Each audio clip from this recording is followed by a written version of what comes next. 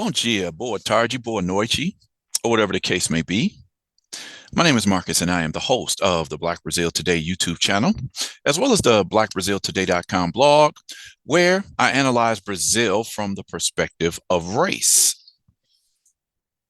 So, welcome to a new video here. I know I often approach, kind of heavy topics, but today I just wanted to do kind of a video that was, it's just kind of fun. I'm going to be talking a little bit about a topic that I'm really into, and that's just, music. I'm not a big fan of the current music scene, but, there's been a lot of great music that's come out. My favorite era is always the 70s. Just the instrumentation that you get out of music in the 70s doesn't seem like we'll ever have another music era like that. So the two guys that I'm actually talking about today, actually, they both came out before the 70s, but they made some really good music in the 70s and 80s as well. So wanted to talk a little bit about this intriguing little fact that I came across, maybe 3 or 4 days ago. I just wanted to share it with my subscribers. If there's any music fans out there, maybe you all will appreciate this particular video. If not, maybe not. Um, so what is today's video all about? Well, I'm just asking a question. What do American guitarist George Benson and Brazilian guitarist Jorge Ben have in common? You might be surprised. Before I even get into the video, definitely, like this video, share this video, drop a couple comments in the comment section, get a conversation started. Subscribe to the channel and click on the notification bell so you know when I put up a new video. With that said, let me just go ahead and get into this video for today. It's just really fun to discover these little details. So most of you, I'm sure, are familiar with George Benson. American music is global.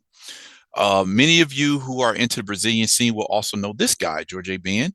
I think there's probably a lot of Europeans, as well as people in other parts of Latin America, who are familiar with Jorge Ben. Jorge Ben is probably my favorite Brazilian musician, singer, songwriter. And there are a lot to choose from, and there are a lot that I like, but Jorge Ben was one of the first people that really stuck with me. So, and I have admiration for George Benson as well. So just a couple of things I wanted to share about the two of these artists here. So again, what do American guitarist George Benson and Brazilian guitarist Jorge Ben have in common? So every now and then I like to discuss fun topics that aren't so heavy, controversial, or debatable. It's about one of my favorite topics, music, and two musicians named George or Georgie, depending on where you are. The pronunciation will depend on which country you're from, because Americans would just say George, and Brazil it sounds like Georgie, right? I love the music of both of these guys, although I've never seen them as being similar or influenced by the other.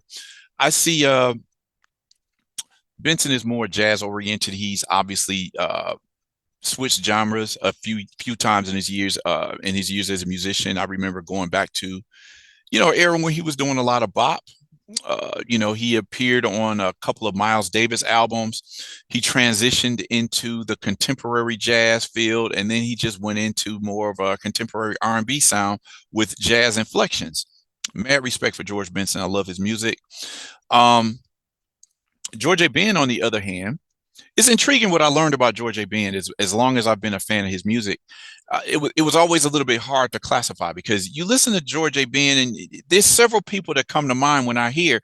I mean, those of you who are familiar with Jorge Ben, as well as some American musicians, you may agree, you may not agree, but at certain eras in his career, he's reminded me of the sound that Ray Charles created, that was considered like the beginning of R&B, the sound that we came to know as R&B. If Ray Charles had been born in Brazil, I think his music would have sounded like Jorge Ben. They called him Jorge Ben, and he became Jorge Ben. I'm going to talk about that a little bit later in this video. But then, sometime in the 70s, when he started to incorporate the electric guitar into his sound, the influence that he had in terms of what he could do in the studio, it reminded me of, I'm not saying the music sounds anything like each other, but his importance in terms of Black Brazilian music, I think, is on par with what Sly and the Family Stone did in the late 60s and up through, say, the mid 70s. It was like revolution in the sound. From what I understand, as I said, I couldn't categorize what George Ben was actually doing. He sounds a little bit like samba. Sounds like there's a little bit of jazz going in there. Then people started classifying it as samba hockey or samba rock. Um, it has pieces of bossa nova, which is actually rooted in samba. So it's a little bit of everything. From what I understand about George Ben, he came up with his own way of playing the guitar because he couldn't actually keep up with the way that bossa nova guitarists were playing. The chord progressions that they were making, the way that they use their fingers to play the songs. So he came up with his own way of playing the guitar, and it led to a lot of musicians in Brazil copying his style. So in trying to emulate a sound that he wasn't really being able to grasp, he ended up creating his own guitar sound. Okay. So, George Ben is, like I said, he's one of my favorites. I have everything from him from 63 to 78. I'm not going to say I'm not really a big fan of his stuff from the 80s, but that 15-year period is like every one of his albums has something to offer. If you're just into Brazilian music, George Ben is somebody you should really check out. So anyway, these two guys, George Benson, George Ben, they're both guitar players. They're both named George or Georgie, and they both have Ben in their last names. But is there anything else about these two guys that we can compare and contrast? So I've already given away who I'm talking about today, so I'm taking out all the guesswork. This is George Benson's classic contemporary jazz masterpiece known as Breezin'. So my introduction to George Benson was when I was a little kid, when my father used to play Benson's classic top-selling contemporary jazz album Breezin' in his Cadillac Coupe de Ville. Whenever my father, my mother, and I would take long trips in that car, that Breezin' album stayed in heavy rotation. To this day, whenever I take a trip that's longer than a few hours, I still bump that album. My introduction to George Ben, on the other hand, would be in my adult life. Well, officially anyway.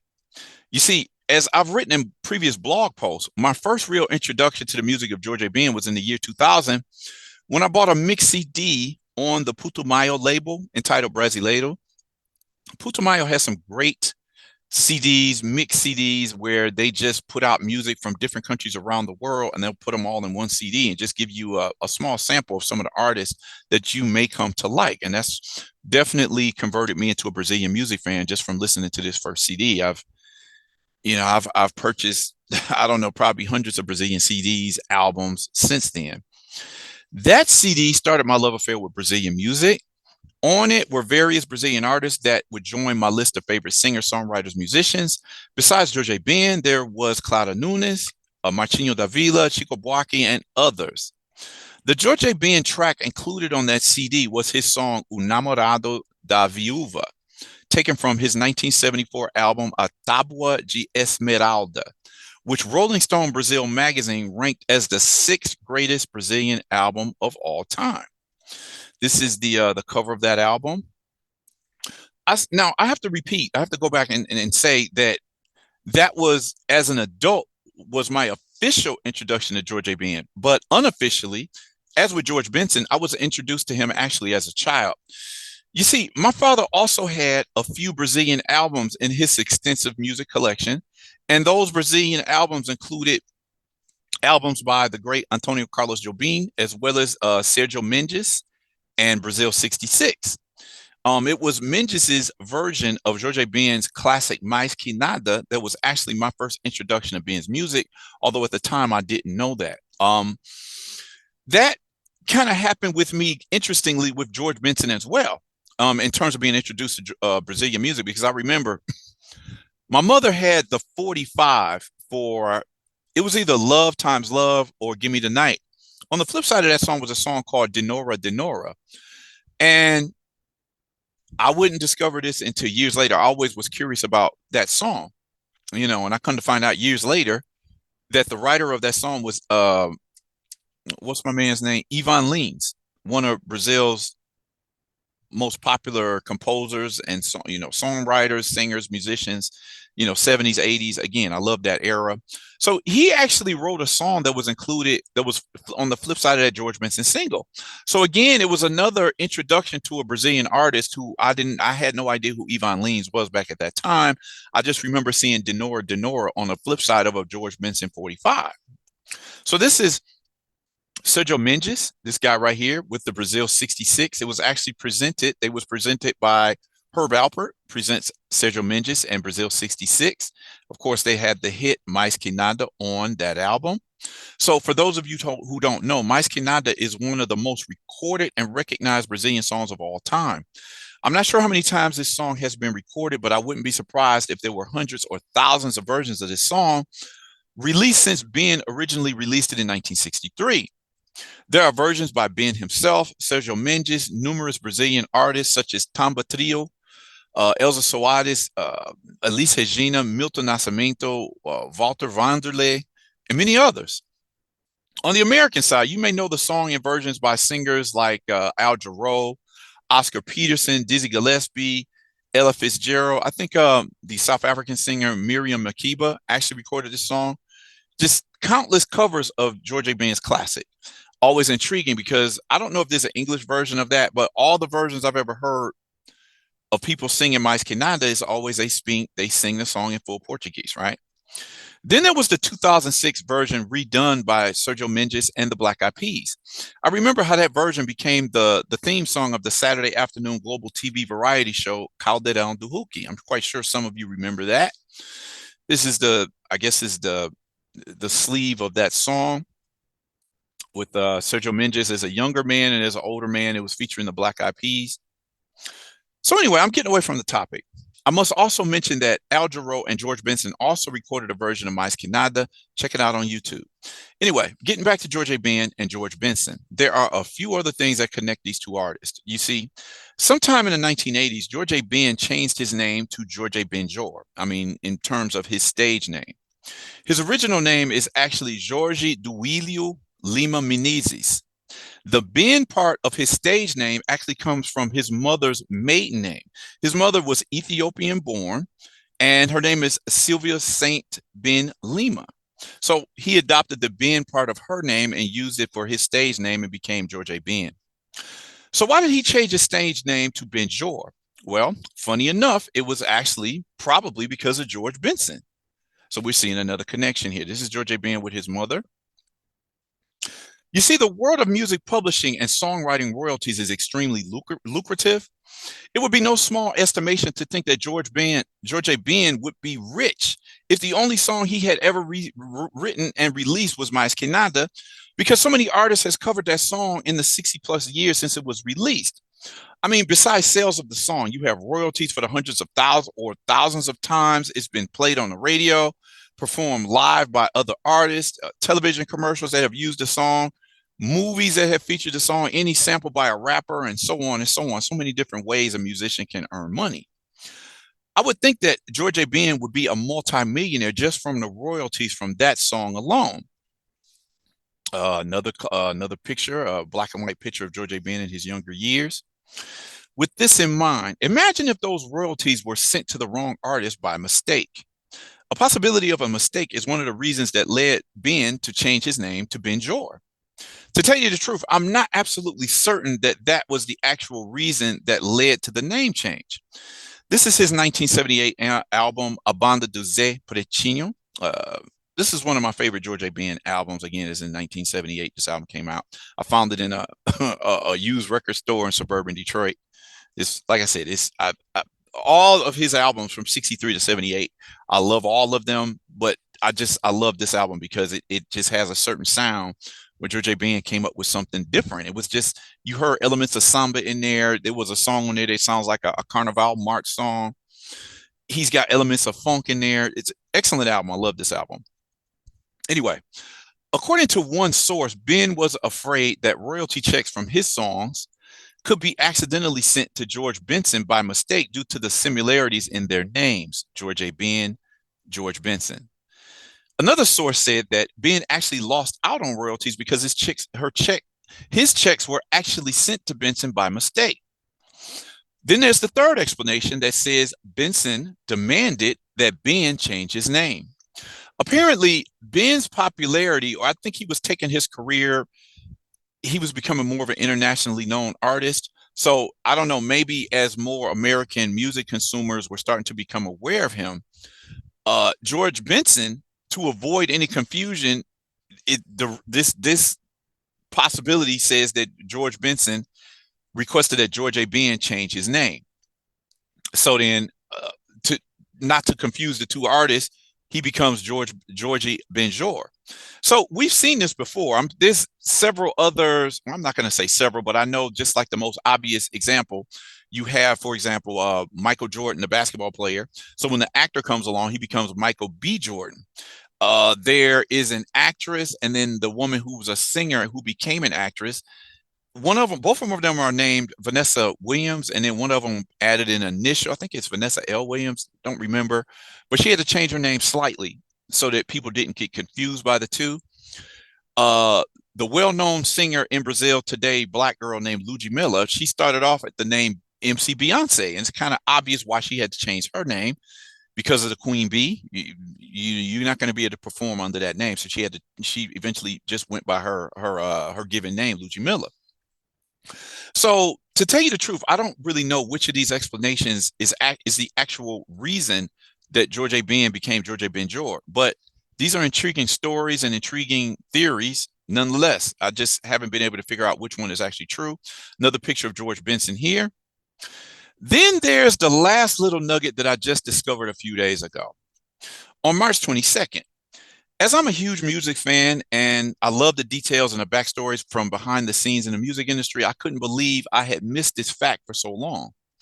Let me explain what I mean. I'm not absolutely sure when George A. Ben was born. Musicians and artists shaving years off of their age has been a practice for years. So I wasn't surprised when I discovered that there were several years listed as the year in which George A. Ben was supposed to be born. Some list his birth year as 1942, while others listed as 1939 and 1945. So what does that mean? That means George A. Ben could be 85, he could be 82, he could be 79, right? I've always assumed that George A. Ben was born in 1942, as so many great Brazilian musicians were born in that year. That list includes Milton Nascimento, seen here, Gilberto Gil here, Paulinho da Viola here, and you have Caetano Veloso right here. One other musician born in that year was Nada Leão. I think she passed in the, I don't know, maybe 95, I think it was. But and then I forgot to mention Tim Maia as well. I talked about Tim Maia in a previous video. He's considered the father of Brazilian soul music. There's other artists who were born around like 41, 43, like Chico Buarque. There's other people who were born sometime between 1940 and 1944. All of those guys came out right around that time. They were born right around that time, 1942. So I always thought George A. Ben was born in 1942, but it's just, I'm not sure. It does seem like his age is different than what I always thought it was, but let me keep the story going. So a few days ago, on Friday, March 22nd, a few things I saw dropped a few subtle hints about what I would finally discover several hours later. On Instagram, I heard a version of one of George A. Ben's greatest hits, This Masquerade, as sung by Karen Carpenter and Ella Fitzgerald. It's funny, but the arrangement of that version seemed to have been influenced by Brazilian bossa nova. Check it out for yourself. There's a video of it, I think it's from 1980, with Karen Carpenter and Ella Fitzgerald, the great jazz singer, singing This Masquerade. It just sounds like a bossa nova arrangement there. Then a few minutes later, I saw one of my favorite Brazilian musicians, Max de Castro. He posted a photo of himself with the great George A. Ben and sent out a Feliz Aniversario, or happy birthday wishes, to one of the greats of Brazilian popular music. Okay. So March 22nd was George A. Ben's birthday. Yeah, I actually forgot about that. Okay. But it gets more interesting. It's another picture of George Benson. I saw others post photos of George A. Ben that day as well. Then later on, again on Instagram, someone posted videos of George Benson performing some of his greatest hits. including some of my favorites, such as the aforementioned This Masquerade, Give Me the Night, On Broadway, Love Times Love, Lady Love Me, Breezin', and more. Then on that same post, I read the note sending best wishes to the guitar master on his 81st birthday. Did you figure this out yet? What? So there it is. George A. Ben and George Benson have the same birthday, March 22nd. Although I'm still not sure what year George A. Ben was born, although it's looking increasingly like it's 1939, because when his birthday happened on March 22nd, I saw a lot of different news stories coming out talking about congratulations to George A. Ben. He is now 85 years old. So it seems like he was actually born in 1939. That's what all of the evidence is pointing to that.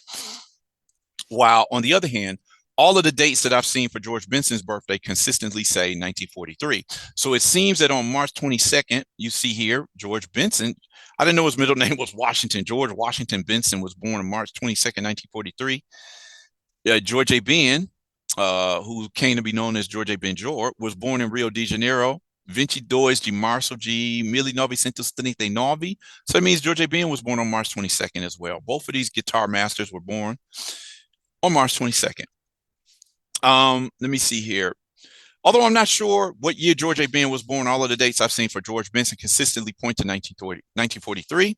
So whatever the case may be, I'll offer my happy belated birthday wishes to two of the world's most beloved Georges, or Georges, Ben and Benson. Their music has certainly provided me with some great memories over the years. So anyway, just that's what I wanted to talk about today. All of the things that connect George Benson with George A. Ben. And then I come to find out, I was just trying to figure out, as much as I'm into music and I'm a person who remembers a lot of dates. I don't know how it is. I've been a fan of these two guys for so long, knowing this idea of their names being mixed up and songwriting royalties going to the wrong person. And I never realized they were both born on March 22nd.